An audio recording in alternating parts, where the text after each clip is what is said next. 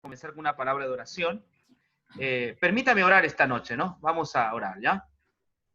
Querido Padre que estás en los cielos, te damos gracias por este momento hermoso, especial, que a pesar del aislamiento físico, podemos estar juntos, unánimes, a través de estos medios y también por medio de tu Espíritu.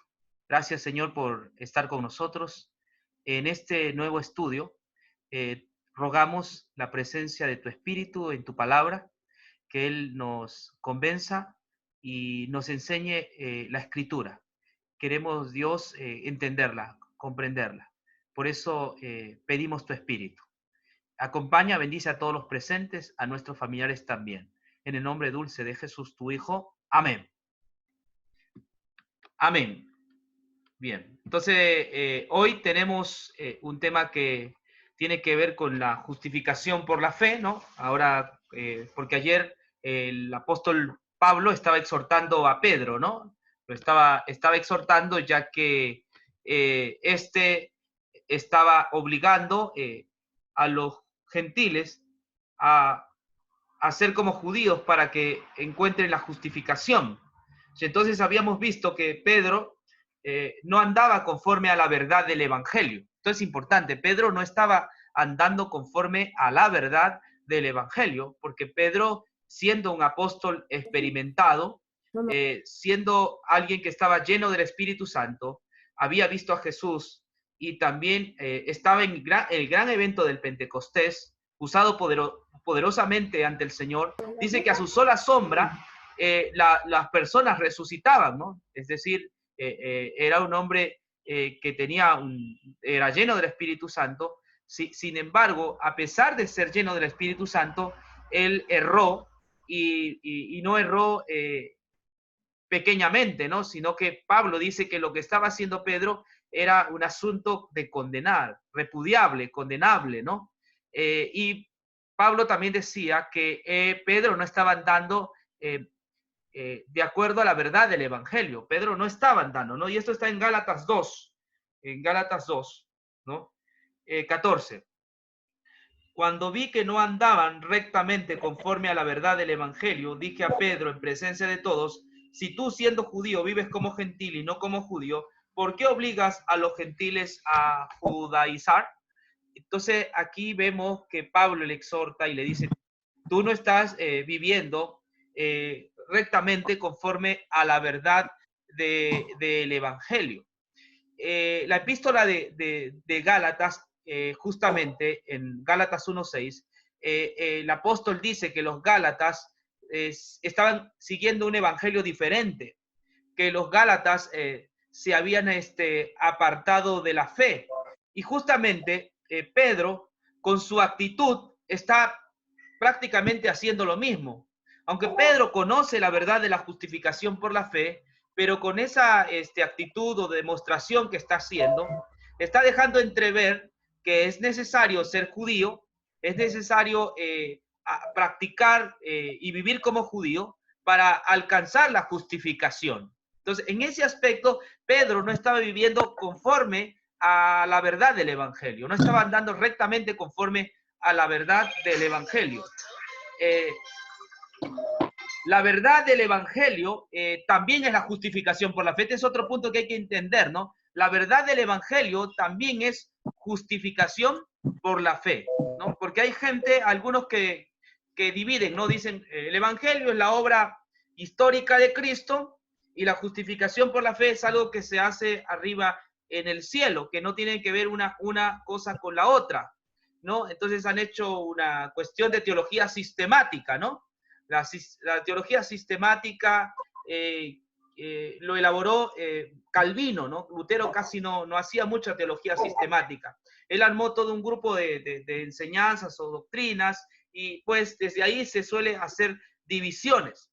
Pero creo que cuando en Gálatas el tema de discusión es el Evangelio, los hermanos de Galacia se habían apartado del Evangelio, estaban siguiendo un Evangelio diferente. Entonces, cuando hablamos de evangelio, también estamos hablando de justificación por la fe. No podemos dejar de lado, ya que la palabra evangelio etimológicamente es buenas nuevas. Y cuando hablamos de justificación por la fe, pues estamos hablando de buenas nuevas, de que Dios nos declara justos, nos declara rectos sobre la base de Jesús. Entonces, son buenas nuevas. Y bueno, regresando al tema, Pablo le dice que a Pedro que no estaba andando rectamente conforme a la verdad del Evangelio. Y viene el siguiente pasaje, ¿no? El 15. Dice así, el 15. Nosotros judíos de nacimiento, estoy leyendo Gálatas 2:15. Nosotros judíos de nacimiento y no pecadores de entre los gentiles, sabemos que el hombre no es justificado por las obras de la ley, sino por la fe en Jesucristo. Así nosotros también hemos creído en Jesucristo para ser justificados por la fe en Cristo y no por las obras de la ley, porque por las obras de la ley ninguno será justificado.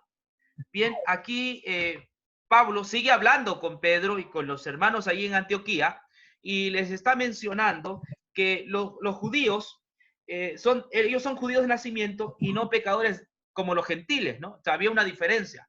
Los judíos no eran pecadores como los gentiles porque los judíos tenían una regla, tenían la Torá, ¿no? Por la cual ellos se guiaban.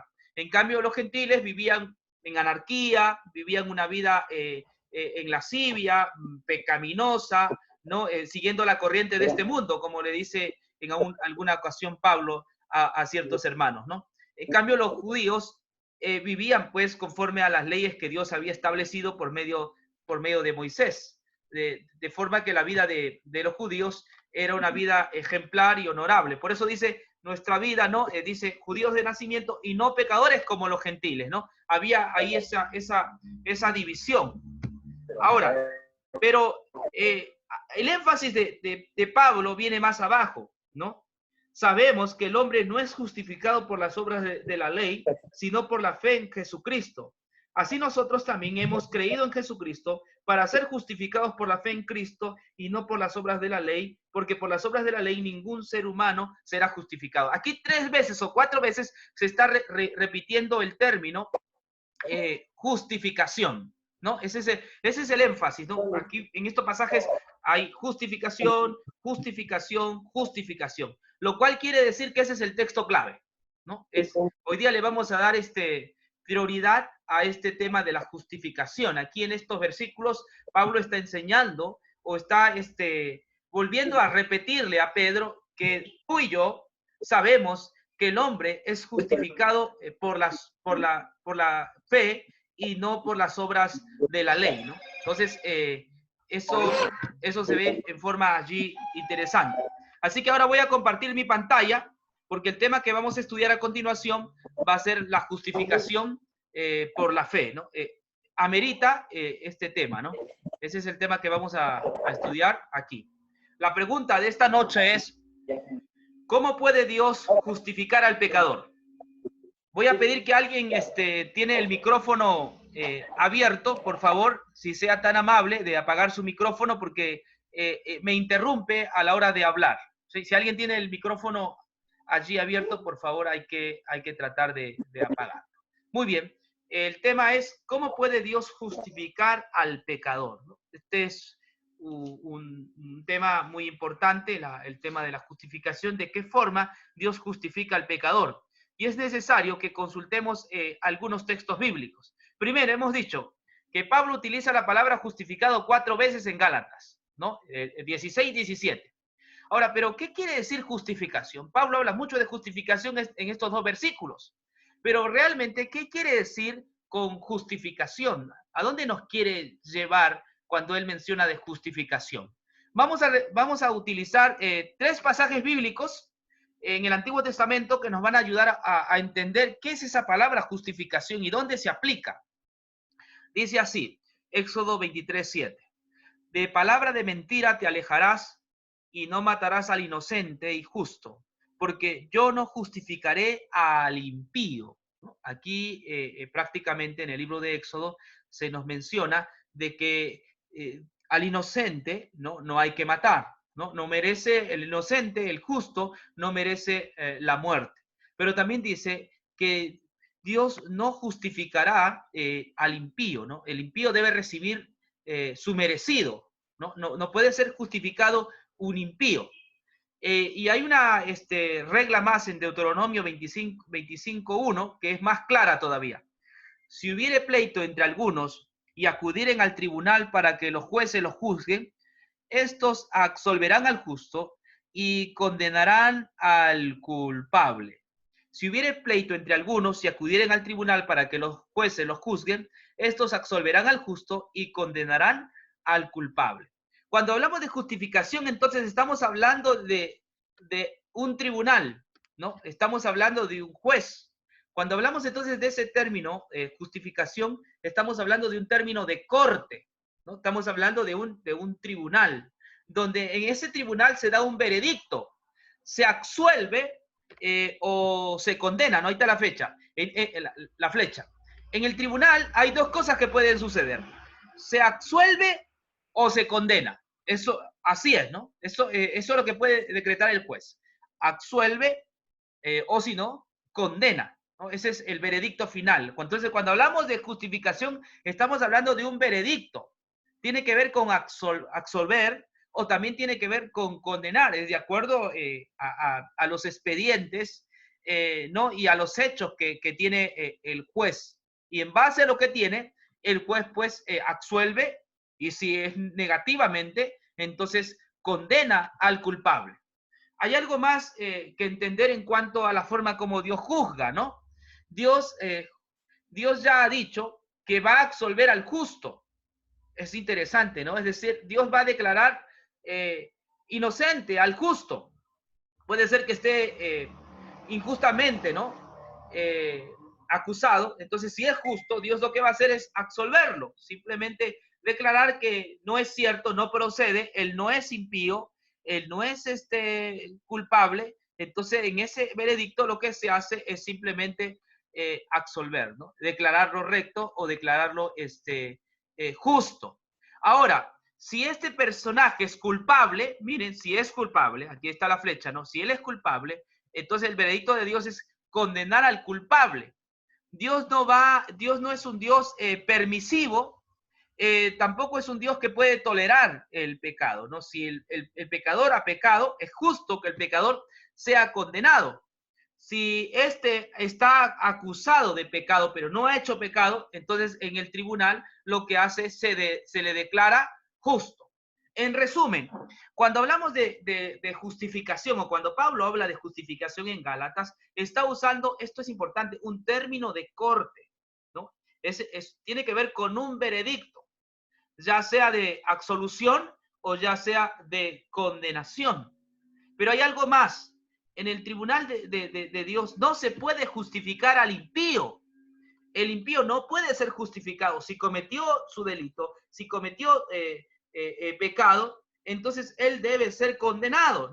No. Este tribunal no permite que el impío sea justificado. Un dato más que es preciso que esta noche podamos aclarar, ¿no? Hay un dato más, esto está en Proverbios, ¿no? El que justifica al impío y el que condena al justo, ambos son abominables delante de Dios. Esta es otra cosa también importante, ¿no? Si hay alguien que justifica al impío y condene al justo, ambos son abominables delante de Dios. Es decir, Dios no está de acuerdo en que se justifique al impío. Y tampoco está de acuerdo que al inocente, es decir, al justo, se le condene, ¿no? Esto es contra la voluntad de Dios y contra su carácter. Dios al culpable, al impío, el impío merece la condenación. El justo, el recto, merece ser absuelto. Entonces, eso es justificación, es un veredicto final, ya sea de absolver, ¿no? Esto es justificar, o ya sea de condenar. Cuando hablamos de justificación y condenación, estamos hablando de sus opuestos. Justificación no es, el opuesto de justificación no es depravación. El opuesto de justificación es condenación, ¿no? Entonces, son dos términos que van de mano a mano en una corte. En una corte se justifica o también se condena. Esto es importante. ¿Por qué es necesario hablar de la justificación en esos términos? Porque para Roma, ¿no? En el Concilio de Trento, para Roma, justificación era hacer justo a una persona. Entonces, la Reforma no aceptó y nunca estuvo de acuerdo con esa definición, ya que justificación no tiene nada que ver con hacer justo, ya que estamos hablando de un término de corte, tiene que ver con absolver o también, si es encontrado culpable, con condenación. Simplemente tiene que ver con ese tipo de declaración. Ahora, también hemos visto que Dios no puede justificar al impío y tampoco el justo merece condenación. ¿Sabes? Este pasaje entra en conflicto en el Nuevo Testamento. Entra en conflicto en el Nuevo Testamento. Y esto es importante que nosotros podamos enfatizar, porque en la cruz del Calvario murió alguien que era, ¿no es cierto, justo? Jesús era justo. Y de acuerdo a cómo se maneja la Torá, pues el justo no debe ser condenado, pero en la cruz del Calvario, el inocente, el justo murió por los injustos, ¿no? Y también en el Nuevo Testamento se habla de la justificación del impío. Fíjese, vamos a ver en Romanos, para entender esto, Romanos 4:5, ¿no? Romanos 4:5 se nos habla de la justificación del impío. Romanos 4:5. Fíjese lo que dice. En cambio, al que no obra, pero cree en aquel que justifica al impío, su fe le es contada por justicia. Fíjese que el apóstol Pablo, un poquito o mucho, se sale de la perspectiva antiguo testamentaria y el apóstol dice que hay uno que justifica al impío. De acuerdo a la declaración de los demás textos, el impío no debe ser justificado. El que justifica al impío y el que condena al justo, ambos son abominables delante de Dios. Sin embargo, por eso decía que en el Nuevo Testamento estos pasajes que hemos leído entran en conflicto, porque vemos en Romanos 4:5 que sí se justifica al impío y que hay uno que justifica al impío. Entonces, ¿quién es ese que justifica al impío? Si la palabra de Dios en la Torá dice que al impío no se le debe justificar, ¿y por qué razones que justifica al impío? ¿Y quién es el que justifica al impío? ¿Que el diablo será el que justifica al impío? Lo maravilloso de esto es que Romanos 8, miren lo que dice Romanos 8, es interesante, Romanos 8, Romanos 8, 35, si no me equivoco, Romanos 8, 35, o 33, dice así, esto es interesante. ¿Quién acusará a los elegidos de Dios? Dios es el que justifica. Hay una persona que ha decidido justificar al impío en el Nuevo Testamento, aunque está también revelado en el Antiguo Testamento, pero con mucha más holgura, con mucha más claridad, el Nuevo Testamento presenta que Dios es el que justifica al impío. Dios ha decidido justificar al impío. No está Pablo equivocado en Romanos 4 cuando dice aquel que justifica al impío por su fe, ¿no? Hay uno que ha decidido justificar al impío por su fe. Y ese es Dios. ¿Quién acusará a los escogidos de Dios? Dios es el que justifica. Si tú te sientes impío y reconoces que eres impío, y de acuerdo a la Torá, un impío no puede ser absuelto, pues este es el Evangelio. Hay buenas nuevas. Hay un Dios que está decidido en justificar al impío. La pregunta es cómo lo hace, ¿no? Necesitamos saber, porque no puede ladear su justicia. Él no puede, no lo hace por cohecho. Es decir, tú no tienes que a este juez sobornarlo, ¿no? Es decir, bueno, para que me justifique, me declare inocente, como hacen los culpables, ¿no? Se consigue un abogado, ¿no? Y el abogado le dice, mira, para absolverte, tú necesitas tener tanto de dinero. El juez es mi amigo, así que vamos a darle $10,000 al juez, y aunque tú hayas matado, entonces el juez te va a declarar inocente. Eso es hacer cohecho. Eso es algo ilegal. Cuando hablamos de justificación por la fe, estamos hablando de algo legal. Dios no es que permite que se le dé cohecho, ¿no? Aunque hay gente que quiere hacer cohecho con Dios a través de sus obras. Dice, bueno, maté, pero ya me porté bien y en base a mi conducta que tuve, Dios me debe justificar. No, si mataste, mataste, así te portes 1000 veces bien, así tengas 10,000 vidas, pero hayas matado una sola vez, pues eres digno de condenación. El juez del cielo es un juez justo. ¿sí? Es un juez justo que no se deja sobornar por tu buena conducta o por tus buenas obras. Él no se deja sobornar. Su ley es clara. Él condenará al culpable y reconocerá al justo, justificará al justo, reconocerá que el justo es justo. No se puede esto, ¿no? Por eso decía que en el Nuevo Testamento estas enseñanzas entran en conflicto y uno se pregunta de qué forma es que Dios puede justificar al impío, ¿no? Y hoy vamos a seguir con este tema maravilloso, la justificación por la fe. Miren, en el griego, ¿no? Aquí hay, en el griego, dikaiosón, quiere decir, esa palabra quiere decir justificar, quiere decir presentar como justo, tratar como justo, declarar justo, absolver, conseguir una absolución. Esa es la palabra justificar correctamente. Cuando hablamos de justificar, no estamos hablando de una transformación. Cuando hablamos de justificación, no estamos hablando de algo que sucede en el creyente, como decía el catolicismo romano, que es hacer justo a la persona, y todavía existen algunas sectas que hablan de que justificación es hacer justo a una persona. No, no es hacer, es un término de corte, tiene que ver tratar como justo, declararlo justo, absolver, conseguir una absolución. Eso es justificación, ese es el término dikaiosune, ¿no? Quiere decir justificar, presentar como justo, tratar como justo, declarar justo, absolver, conseguir una absolución. Esto es importante a la hora de abordar lo que Pablo está mencionando en Gálatas, ¿no? Ahora, miren, yo hice un estudio hace algunos años en mi primer libro, no sé si algunos lo tienen, pero en este estudio, esto es parte de mi libro, ¿no? Encontré una cosa interesante en Romanos 4, ¿no? Existen 3 términos muy exactos en el libro de Romanos capítulo 4 que detallan el significado del término justificación. Contar por justicia. También justificación es atribuir justicia aparte de las obras. No contar al hombre sus pecados, o sea, no tomarlos en cuenta. En toda la Biblia, el verbo logizomai, contar, aparece 15 veces y nunca se menciona como hacer justo, sino como declararlo justo o declararlo también culpable, ¿no? Logizomai puede ser declarar justo o también declarar culpable, pero nunca tiene que ver con transformar, nunca tiene que con hacerlo justo, sino tiene que ver con un veredicto, es decir, lo declaro inocente. Aunque es culpable, lo declaro inocente. Aunque es inocente, lo declaro culpable, ¿no? Eso es lo que ocurrió en la cruz, ya vamos a ver, ¿no? Aquí va el término justamente de la cruz. El caso de Jesús, ¿se acuerdan de este pasaje bíblico, no?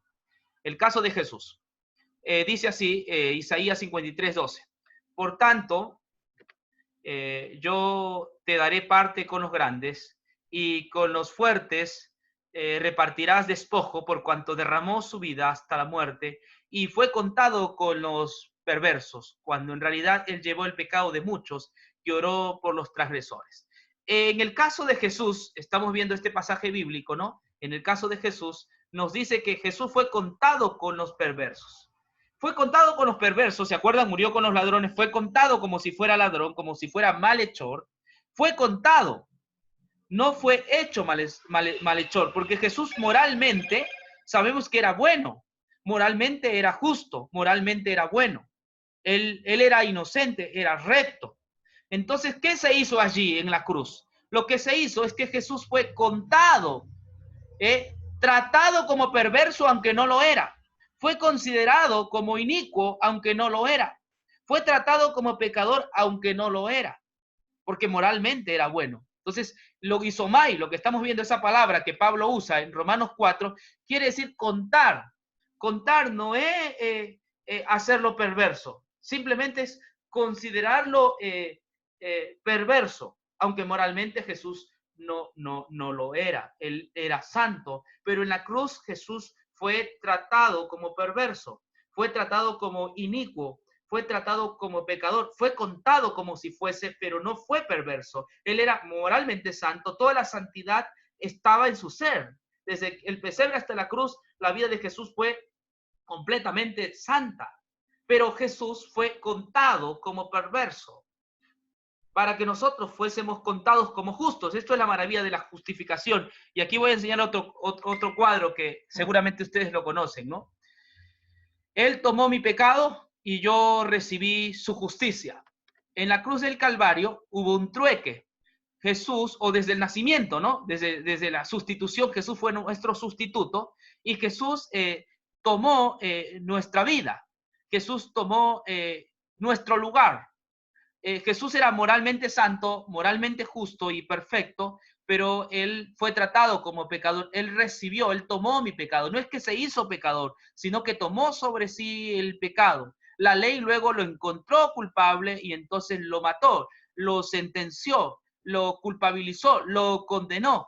Jesús fue tratado como injusto, aunque no lo era. La ley condenó porque Cristo decidió tomar nuestro lugar, ser nuestro sustituto. Esta es la maravilla de la justificación. Jesús recibe nuestra condenación para que nosotros recibamos su justicia. Entonces, así como Cristo en la cruz fue contado como pecador, nosotros en la actualidad, cuando creemos en la obra de Cristo en la cruz, cuando creemos en esta obra de la cruz, nosotros recibimos su justicia y Dios nos declara justos, nos cuenta como justos porque Cristo nos ha acreditado su justicia. Eso es justificación por la fe. Entonces, la justificación por la fe es el veredicto de Dios de contarnos como rectos, de contarnos como inocentes sobre la estima de Jesús. Sobre la base de la obra de Jesús, Dios te cuenta como santo, como justo, y debes creerlo. Y hay veces gente que no cree y se siente culpable. No, la justificación por la fe es estar libre de culpabilidad, porque si todavía tú tienes una conciencia intranquila, si todavía tú vives pensando mi pecado, si todavía tú te golpeas el pecho, como hacían los católicos, de golpearse el pecho, mi pecado, no has entendido la justificación por la fe. El cristiano vive libre de esa culpabilidad porque sabe que Cristo ya tomó su lugar y ahora el cristiano tiene una justicia, es la justicia de Cristo. Es decir, toda la vida de Jesús, del pesebre hasta la cruz, esa vida es la que el creyente tiene. Y sobre esa justicia es que Dios justifica al que cree en la fe de Jesús. Es decir, yo soy justificado no por haberme portado bien, no por mi conducta, porque no puedo sobornar a Dios, ¿se acuerdan? No le puedo sobornar a ese juez justo. No, él no se conforma con minucias, él no se conforma con centavos, él no se conforma con limosnas. El juez justo para poder aprobarte, para que tú seas libre y recto, no es suficiente tu conducta. Tu conducta es más bien insuficiente y la Biblia dice que es como trapo de inmundicia. Entonces, para que ese juez justo te acepte, para que ese juez justo que declare inocente, ese juez justo te imputa la justicia de Jesús. Entonces, cuando Dios mira esta justicia de Jesús, puede decir, Javier, Lidia, María, Boris, Mónica, son declarados justos ante mi estima porque tienen justicia, pero no es la justicia de ellos, es la justicia de Jesús, ¿no? Entonces, volviendo al trueque, Jesús recibe mi pecado, toma mi lugar y es condenado. Yo debería ser condenado aquí, pero Cristo, el inocente, se hizo culpable, recibió mi condena para que yo reciba su justicia y sobre esa justicia ser salvo. Ahora sí, volvamos por favor al texto de Gálatas, ¿no? Volvamos a Gálatas. Ahora sí, yo creo que hemos tenido un vistazo sobre lo que es justificación. Vamos a Gálatas, por favor. Gálatas 2:16. Sabemos que el hombre no es justificado por las obras de la ley. Aquí está claro, no es justificado por su conducta. No, pues que nuestra conducta no es miasma. Con nuestra conducta nosotros no podemos satisfacer los requerimientos de Dios. Es imposible que con nuestra conducta podamos hacer algo para librarnos de la condenación. Nuestra conducta es como trapo de inmundicia. Entonces dice el texto, sabemos que el hombre no es justificado por las obras de la ley. No encontramos justificación por medio de la conducta, de nuestra conducta a la ley. Entonces, ¿cómo es? Sino por la fe en Jesucristo. Así también nosotros hemos creído en Jesucristo para ser justificados por la fe en Cristo y no por las obras de la ley, porque por las obras de la ley ninguno será justificado. Nadie ha sido justificado por las obras de la ley desde el Génesis hasta el último libro del Antiguo Testamento de Malaquías. Nadie puede ser justificado por su obras de la ley. No podemos ser justificados por esas obras. Pablo está enfatizando que somos justificados por la fe. ¿Sí? La justificación es en base a la fe de Jesús. Sobre la fe de Jesús es que Dios nos declara rectos y en su estima somos inocentes y Dios nos trata como si nunca hubiésemos pecado. Ese es el milagro, esa es la maravilla de la justificación. Por lo tanto, tú debes vivir sin culpabilidad. Porque si estás teniendo una conciencia intranquila, si estás viviendo en conflictos, que me salvaré, no me salvaré, iré al cielo, no iré al cielo, hice tal pecado y estoy condenado, entonces tú todavía estás viviendo bajo las obras de la ley. Todavía estás pensando que algo de tus obras te puede salvar. No, la justificación te da una conciencia tranquila porque tú te sientes aceptado por Dios en base al sacrificio de Cristo. Por eso es la fe. La fe cree lo que Dios dice. ¿Qué cree la fe? La fe cree que el sacrificio de Jesucristo, la justicia de Cristo, es suficiente para que tú seas justificado. Entonces, por eso que el cristiano puede vivir por fe. Justo por la fe vivirá. Todos los días de su vida puede vivir en fe porque sabe el creyente que tiene una justicia que se le ha sido imputada o se le ha sido otorgada o acreditada la justicia de Cristo, y con esa justicia él puede comparecer delante de Dios y no debe tenerle miedo a ningún juicio que Dios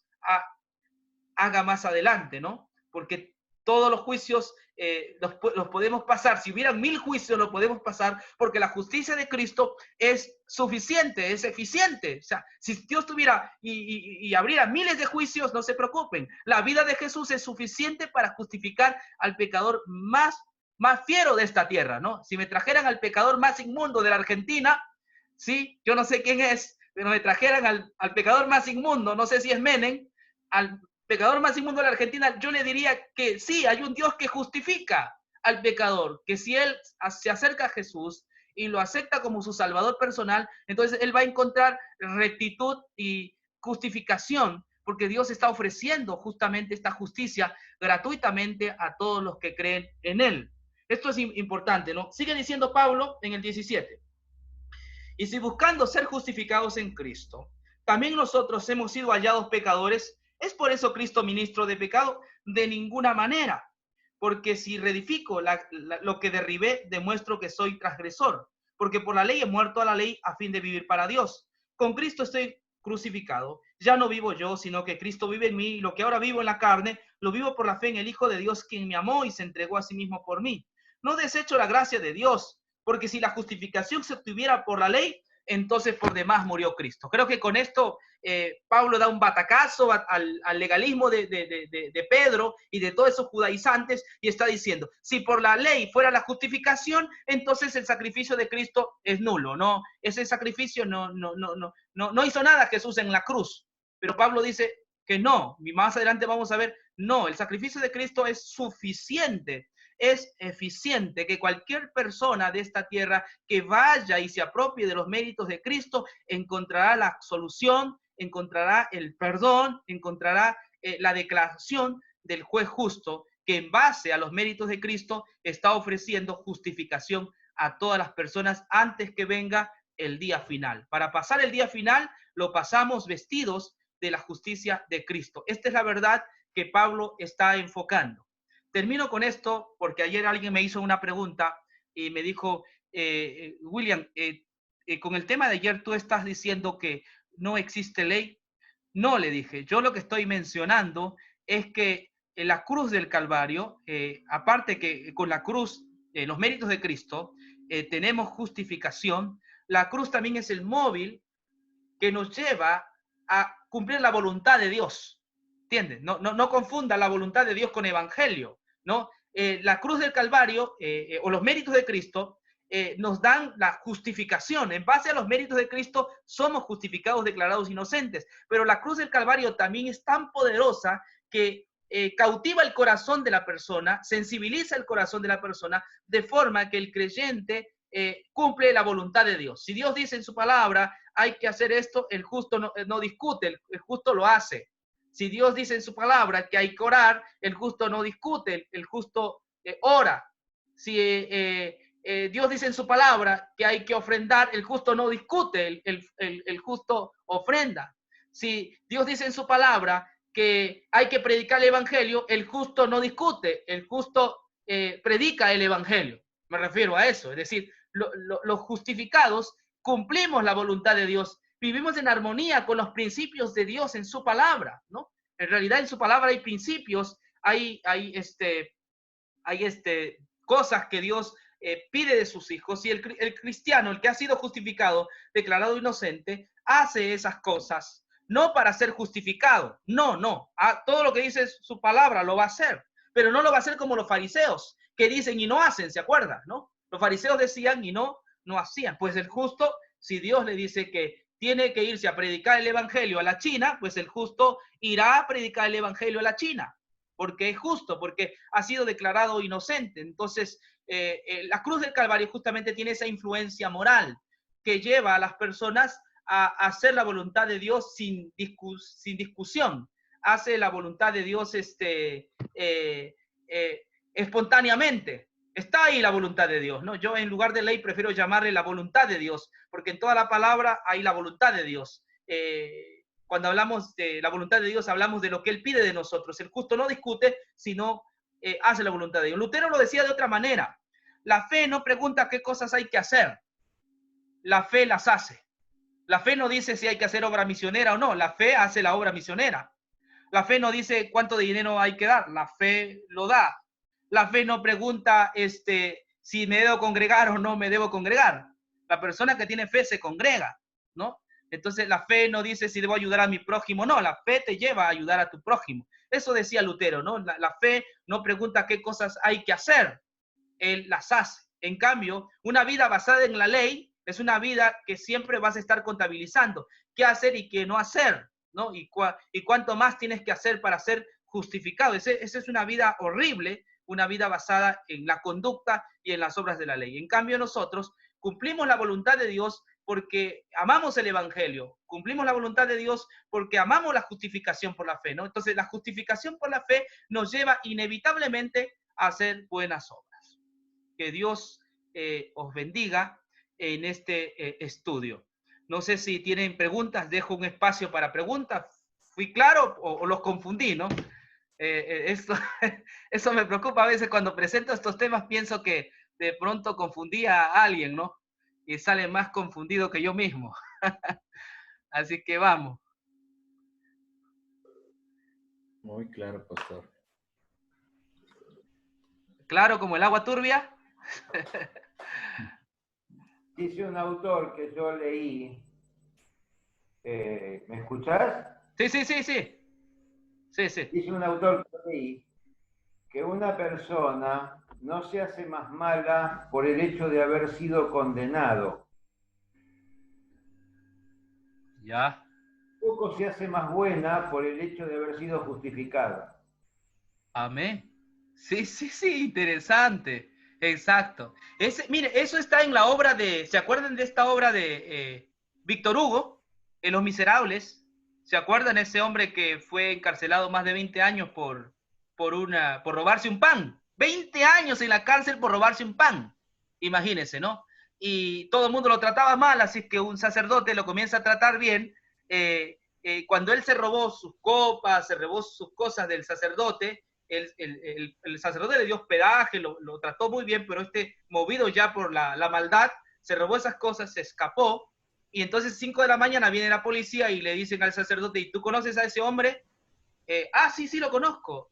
Ayer le dio hospedaje en mi casa. Entonces le sacan del costalillo que había robado, del costal, una copa de plata. ¿Ese es suyo? Sí, es mío. Le sacan una cuchara de plata. Sí, eso es mío. Entonces el ladrón dijo, aquí otra vez 20 años más en la cárcel, ¿no? Pero el sacerdote lo que dijo es, yo se los he regalado.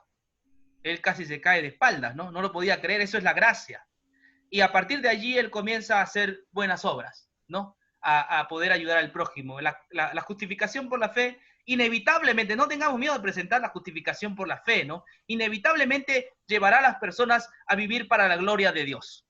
El creyente quizás pueda tener alguna arruga, algún pecado, pero él no va a estar tranquilo, no va a descansar en darle la gloria, la pleitesía y la honra a su Señor en donde quiera que esté. Así esté solo, pues él hará la obra de Dios siempre. Muy bien, Gabriel, por tu participación pequeña, pero muy precisa. ¿Alguien más? Pastor, excelente mensaje, más claro que el agua. Y esa ilustración, buenísima. He entendido, pastor. Dios lo bendiga. Nos alegra saber eso. Nos alegra saber eso. ¿Algo más? Hay una persona, pues, perdón, hermano, Sí, sí. pues, he oído a veces algunos cristianos, ¿verdad?, que yo conozco, que son de la justificación por la fe. Y yo siempre he dicho, pero Pablo en cada uno de los capítulos que Pablo siempre tiene como que al final da una lista de las responsabilidades de nosotros como cristianos, pero rápido me catalogan como, como que yo siento, y ellos descartan inmediatamente eso que Pablo dice, pues diciendo que sí, bueno, sí que es importante, pero que yo nunca oigo hablando de eso. Pues las personas que conozco nunca los oigo hablando de eso. Entonces, yo sé que a veces pues piensan de mí que yo todavía estoy en las obras, que yo estoy salva por obra. Y yo no, pues, yo digo, se lo encomiendo a Dios. Y digo, Señor, tú sabes. Así que, no sé, ¿qué dice de eso? No, yo estoy de acuerdo. Es que cuando Pablo habla de la justificación por la fe, él también habla de los resultados, de la justificación por los efectos en sus últimos capítulos, ¿no? Siempre va a recomendar eso, que abundemos en buenas obras, pero que también las buenas obras son el poema de Dios, el poema de Dios, ¿no? Somos hechura suya, creados en Cristo Jesús para buenas obras, para que andemos en buenas obras, ¿no? O sea, Dios nos hizo sus criaturas, nos justificó para que andemos en buenas obras, pero el cristiano no hace obras diciendo esto voy a hacer, sino que las hace, es natural al cristiano hacer buenas obras, es su naturaleza, ¿no? Es su naturaleza. Así que, pero sí, hay que hacer siempre recomendaciones porque algunos usan la justificación por la fe como para escudarse en el pecado.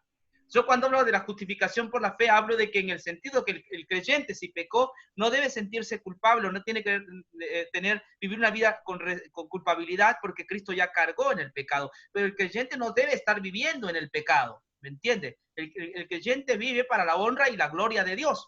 Puede tener una caída, pero la Biblia dice, hijitos míos, si alguno hubiere pecado, abogado tenemos para con el Padre. Es decir, el creyente no practica el pecado. Puede ser que caiga, tenga caídas, pero el creyente no practica el pecado porque su deseo es vivir siempre para la gloria de Dios. Pastor, yo pienso y lo tomo de esta forma, no sé si de pronto estoy de acuerdo, es que Dios también puso la ley como por una manera de mantener nuestra vida en lo correcto. Así como en el mundo tenemos leyes, reglamentos para evitar ciertas cosas, entonces Dios obviamente nos puso eso, ¿no? Porque si nosotros incumplimos alguna cosa, de algún mandato, de lo que Dios nos dio, siempre vamos a tener las consecuencias como un pago, ¿sí? Asimismo, como cuando aquí estamos en este mundo, cometemos una infracción, le pongo de tránsito o alguna cosa, tenemos nuestra paga o nuestra sanción, pues y yo pienso que de la misma forma la ley es eso, es para ayudarnos a llevar una vida justa, correcta, es lo que yo pienso, ¿no? Entonces, yo más lo tomo siempre la ley como eso, como para tratar de vivir bien, pero más no como para decir yo soy salvo porque hice esto, ¿sí?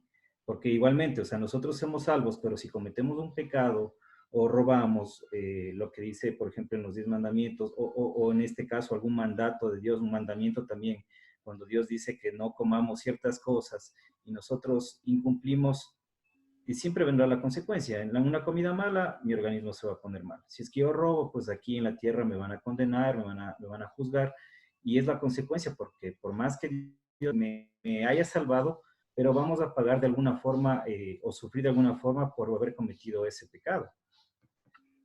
Correcto. Sí, no tengo ninguna objeción a lo que dice. Paz. A mí me queda bien claro cuando yo leí también Romanos Romanos 3, desde el 19 al 31, es importante esos capítulos. O sea, ese capítulo y esos versículos, a mí también me dejó como más claro todavía lo que usted nos enseñó ahora. Entonces es importante también afirmar con eso, ¿no? Porque está claro también ahí. Sí, sí. Luego por la fe invalidamos la ley en ninguna manera, sino que confirmamos que la ley condena y que el único que salva es la justicia de Cristo, ¿no? Eso es lo que dice Romanos 3:31 al final. Pero ya hemos estudiado anteriormente ese pasaje, pero habría que explicarlo en otro momento. Sí. Sí, habría que explicarlo porque nos olvidamos, ¿no? Eso. Muy bien. ¿Le puedo hacer un comentario? Vamos, Gabriel, vamos. Para los creyentes, queremos saber cuál es nuestra referencia. El mejor que mirar la ley es mirar a Jesús. Amén. Amén. Como medio de sanidad moral. Y a todos les han dado los 10 toques, ¿no? Cuando nosotros tenemos dudas si lo que estamos haciendo está bien o está mal, pensemos qué es lo que haría Jesús. Y entonces nos vamos a dar cuenta que más que por lo que hacemos, somos ineptos para el cielo por lo que somos. Y a menos que confiemos en los méritos de Jesús, en su justicia perfecta, no hay forma, por bien que nos portemos, de cumplir integralmente ni la ley, ni lo que Dios quisiera que hagamos, porque somos naturalmente pecadores. Entonces, lo más grave no es lo que hacemos, lo más grave es lo que somos. Claro. Entonces, eso nos cambia un poco la idea respecto de mirar la ley como un manual de conducta. Si queremos mirar un manual de conducta, miremos a Jesús, que es la ley personificada. Y ahí nos vamos a dar cuenta de nuestra capacidad. Porque no es solamente hacer lo que Jesús hacía, sino sentir como Jesús sentía. Eso, el Espíritu de Dios, cuando dice que nos convence de pecado, trabaja sobre él, dice. Y eso no es para todavía no aceptaron a Jesús, es para nosotros, los creyentes, los que ya, por la gracia de Dios, estamos del lado de los salvados. El otro punto, hermanos, muy rápido, es que cuando Dios perdona, no hace como nosotros, en el sentido de que cuando perdonamos a alguna persona decimos, voy a hacer de cuenta que no me dijo nada o que no me hizo nada.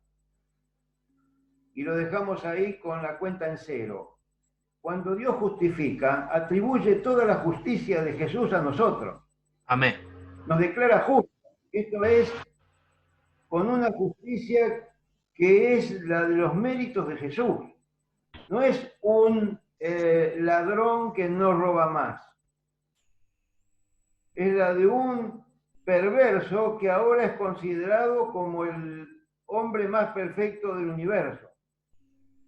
Eso es atribuir justicia, es atribuir méritos. Así que nosotros podemos andar con la frente alta, no por lo que somos, sino por lo que Jesús hizo. Amén. Por lo que Jesús... Amén, amén.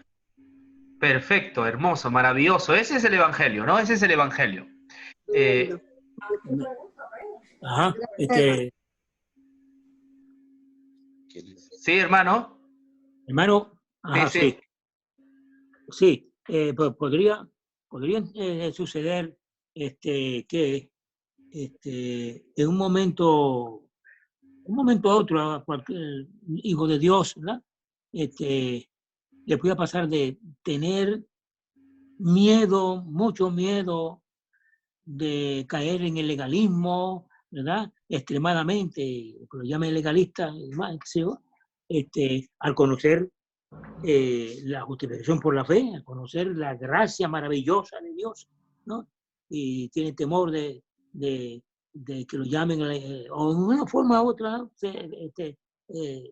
ser tratado como legalista o caer como legalista, pero ante esto yo quisiera preguntarle algo que dentro de ese miedo podría en un momento dado, como una forma de control para el cristiano y no caer en una forma de libertinaje o algo así, considerar la ley como un dominio propio para el cristiano, ¿no? Bueno, no le entendí, pero déjeme pensar. Ayer dijimos que el Evangelio es, es la norma, ¿no? Nos lleva también a vivir una vida altamente ética, el Evangelio. Por el Evangelio comenzamos a vivir una vida altamente ética, pero el Evangelio no es otra ley. La ley siempre estará allí, ¿no? El Evangelio nos lleva a cumplir de una mejor manera la voluntad de Dios. No le llamaría ley, ¿no? Le llamaría la voluntad de Dios, porque en la Biblia hay muchas cosas que el creyente, Dios pide al creyente. Entonces, el Evangelio lo que hace es que vivamos esa voluntad de una mejor manera, sin estar cuestionando a Dios. Simplemente si Dios dice que eso tengo que hacer, pues lo hago, pero en forma natural, ¿no? Eso, hermano, ¿no? Eso es lo que hemos dicho ayer y hoy. Bueno, estamos con el tiempo. Dígame. ¿Puedo hacerle solo una consulta rapidito? Sí. Solo para que nos quede un poquito más claro. Hay algunas personas que tienen una postura distinta con respecto a la justificación. Se dice que, por ejemplo, la justificación es solamente la muerte de Jesucristo. Y de una teología calvinista que habla acerca de, perdón, esa es una postura calvinista, pero usted nos dice que la justificación es la vida y la muerte de Jesucristo. ¿Nos puede aclarar ese tema un poquito? Claro, gracias. Sí, hay algunos que dicen que el Evangelio solo es la muerte de Jesucristo y nada más. Sin embargo, cuando uno lee Romanos, por ejemplo, Romanos 1.1, uno lee Romanos 1.1, dice allí, ¿no? Pablo, apóstol, siervo de Jesucristo, apartado para el Evangelio de Dios. Ahí dice que Pablo es siervo de Jesucristo, pero dice luego que ha sido apartado para el Evangelio de Dios. Como Saulo era apartado para la ley, ¿no? Era Saulo apartado para la ley, era fariseo, pero ya como cristiano, ahora como Pablo, ha sido apartado para otro ministerio. Ese ministerio se llama el Evangelio. Ahora, dice el 2, que él había prometido antes por medio de sus profetas en las santas escrituras acerca de su hijo, que según la carne era del linaje de David. Aquí Pablo va a comenzar a enfocar qué es el Evangelio, ¿no? Él dice que ha sido apartado para el Evangelio, ahora dice que ese Evangelio en el Antiguo Testamento era una promesa. Y ahora también en el 3 dice acerca de su hijo, que según la carne era del linaje de David. Entonces aquí nos da a entender que Evangelio no solamente es la muerte de Cristo, sino que tiene que ver con toda la vida del Hijo de Dios. Tiene que ver con su nacimiento, tiene que ver con su vida perfecta y tiene que ver con su muerte y también con su resurrección. Acerca de su Hijo. Entonces el Evangelio trata de Jesucristo, porque cuando hablamos de la justicia de Cristo, estamos hablando de su vida activa y su vida pasiva. Su vida activa me refiero a sus hechos que él hizo en vida, y a su vida pasiva, a su muerte en la cruz. Entonces, sobre el que murió en la cruz fue alguien que tuvo una vida activa perfecta, ¿no? Entonces, finalmente, el clímax de todo eso es la cruz del Calvario. Pero somos justificados no solamente por la muerte de Cristo, sino por todo lo que él hizo, por su vida perfecta. Entonces, para mí me queda claro que Evangelio es todo lo que tiene que ver con el Hijo, ¿no? Con su vida terrenal de Jesús en esta tierra, como hijo de David o como el linaje de David, tiene que ver el Evangelio. Algunos se basan en Corintios, donde dice que solamente trata de la muerte de Cristo, pero lo que pasa es que Corintios es una explicación muy rápida que está haciendo el apóstol Pablo. Deberíamos ir a otros pasajes para entender. Además, recuerda que antes que el cordero sea sacrificado en la cruz, para que el cordero sea sacrificado en la cruz en el Antiguo Testamento, ese cordero tenía que ser apartado el día 10. Tenía que hacerse un examen, no tenía que tener verruga, tenía que ser perfecto. Luego, a los 4 días, el 14 de Nisan, el cordero era crucificado. Lo mismo, Cristo, antes de ir a la cruz, primero tenía que vivir una vida perfecta, sin mancha y sin arruga. Entonces luego fue sacrificado en la cruz, un cordero perfecto, no tuvo mancha ni arruga, pero tuvo que vivir primero una vida perfecta, ¿no? Entonces somos salvos tanto por la muerte de Cristo y tanto por la vida de Cristo, por las dos cosas, ¿no? Eso. Podría aplicarse Sí. Romanos 5:10. Sí, a ver, léelo. Romanos 5:10. ¿Me está diciendo que lo explique? Léelo tú, que... Ya. No, te pregunto si se puede aplicar a esto. Sí, Romanos 5:10. Vamos a leerlo, ¿ya? Romanos 5:10 dice, si cuando éramos enemigos fuimos reconciliados con Dios por la muerte de su Hijo, mucho más estando ya reconciliados, seremos salvos por su vida, ¿no? Claro, ahí está hablando tanto de la muerte como también de la vida de Jesús. Y Pablo dijo, ser hallado en él, no teniendo mi propia justicia, sino la justicia de él. Cuando entendemos lo que es justicia, justicia es cumplimiento a la ley. Y Cristo, pues, por medio de su justicia, de sus 33 años de vida, Jesucristo nos puede conferir a nosotros justificación para todos los que creen en Jesús, ¿no? Entonces, hay que tener cuidado de limitar al evangelio solo a la muerte de Cristo. Entiendo que la muerte de Cristo es el clímax. Pablo dice, lejos esté de mí gloriarme, sino en la cruz de Cristo. No es el clímax, porque ahí es donde el Señor dijo, consumado es. Pero recuerden que el Cordero, antes de ir a la cruz, tenía que tener ciertos requisitos. Cristo, antes de ir al Calvario, cumplió ciertos requisitos. Y cuando cumplió esos requisitos, Él tuvo que derramar su sangre, ahora sí, para que se haga la expiación completa de nuestros pecados. Eso, ¿no? Muy bien, creo que estamos un poco tarde, así es que yo había pedido a una hermana que nos ayude cantando, vista que hasta ahora tenemos problemas con los videos, cuando se ponen no se escucha bien. Hermana María, ¿está por ahí? ¿Piedad? Amén. Vamos, Amén. hermana, ayúdenos cantando, ¿ya? Buenas noches, Dios les bendiga, mis hermanos. La honra y la alabanza para nuestro Salvador. Dios de mi corazón, en ti encontré mi salvación, tu gloria y majestad. Quiero siempre contemplar, tú eres mi adoración y mi eterna canción. Todo mi interior es cautivado por tu amor. Eres Dios eterno, solo tú eres bueno, Dios incomparable eres tú. Nunca te separaré de tu gran amor, eres mi Señor, mi Salvador.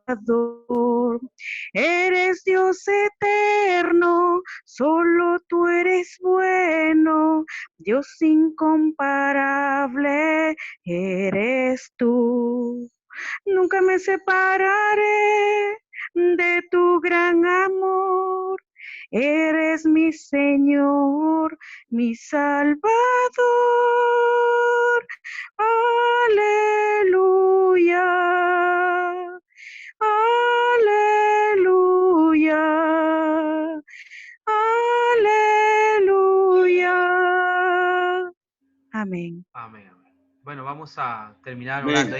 La esposa del hermano Gabriel, ahí está, si nos ayuda en la oración. Hermana, ¿cómo está? A los tiempos. Qué gusto.